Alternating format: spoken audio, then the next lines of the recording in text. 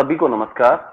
और जहाँ पर सभी अनुभवी बैठे हुए हैं, और यहाँ पर संयुक्त मोर्चा के संयोजक साहब शमशेर भालू सिंह जी भी हैं, रामजीत पटेल जी भी हैं, रामस्वरूप जी भी हैं, प्रवीण जी, इन्होंने काफी संघर्ष किया है और सभी अपने स्तर से संघर्ष करते हैं कि संविदा कर्मचारियों का भला हो।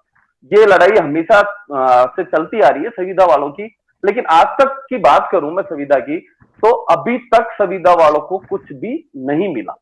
आज की अगर तारीख की बात की जाए तो संविदा वालों को सरकार की तरफ से जो नियमितीकरण की बात है वो अभी कुछ भी नहीं हुआ। उसके लिए हर बार संघर्ष होता है, हर स्तर पर संघर्ष होता है, हर संगठन ये चाहता है कि इनका भला हो और इनका काम हो, लेकिन हर सरकारें अपने स्तर से समय निकालती जाती है और संविदा वालों के हाथ में कुछ भी नहीं, हाथ में कुछ नहीं लगता है।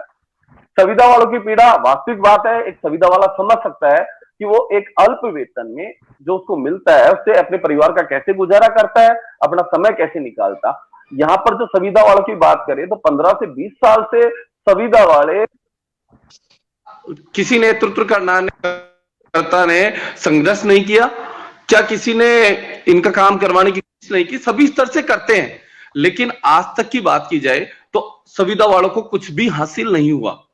किसी भी स्तर से बात करें अपन तो संविदा वालों को अभी तक कुछ भी हासिल नहीं हुआ।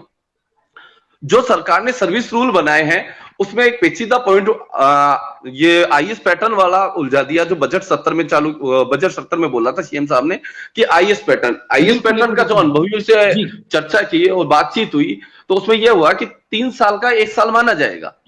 अब जो वर्षों से सेवाएं दे रहे हैं, 10 साल या 15 साल से जो सेवाएं दे रहे हैं, उनकी सेवा को आप 3 साल की 1 साल क्यों मानोगे साहब? या तो आप पहले बात तो आप सेवा मान नहीं रहे थे, अब जब मान रहे हो तो 3 साल का 1 साल क्यों, 1 बाय 1 क्यों नहीं?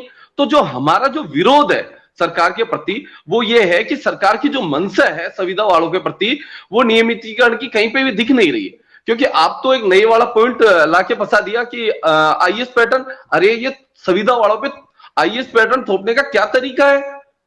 अगर आपकी नियत में है संविदा कर्मचारी को नियमित करने का तो आईएएस पैटर्न लाना कहीं ना कहीं एक भ्रमित करने की बात है। सरकार की मंशा नहीं दिख रही है। आप स्क्रीनिंग चल रही है अभी सभी विभागों की, वो पूरी नहीं हुई। जब एनआरएचएम की बात करें, अभी एनआरएचएम की स्क्रीनिंग 31 तारीख तक होनी थी, वो नहीं हुई अभी तक। जो गाइडलाइन दी थी इन्होंने 31 मार्च की वो निकल चुकी है और अभी वो भी पूरी नहीं हुई। सरकार को 6 महीने बाकी रहे, 6 महीने में आईएएस पैटर्न को सुलझाएंगे या फिर जो पद सर्जित की बात हो रही है, सरकार ने अभी किसी की पद सर्जित नहीं किए।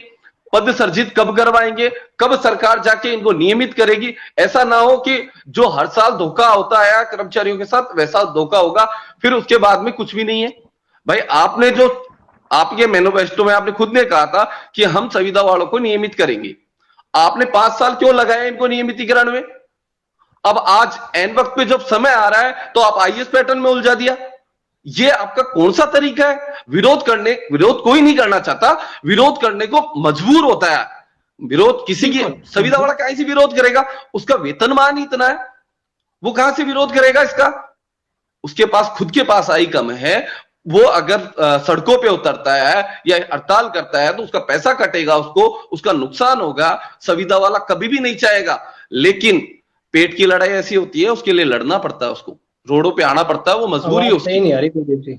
उस मजबूरी बस संविदा कर्मचारियों ने निर्णय लिया कि 10 तारीख को हम चेतावनी ले ली, सरकार को एक चेतावनी देंगे कि हमको नियमित किया जाए। अगर सरकार फिर भी नहीं करती है तो 25 तारीख को हम सरकार के विरुद्ध जयपुर में कूच करेंगे। ये हमारा प्लान है। अब अगर सरकार हमारा पहले ही कर देती है तो हमको ये काम करने की जरूरत नहीं पड़ेगी। हाँ, निर्णय लेती है तो स्वागत है।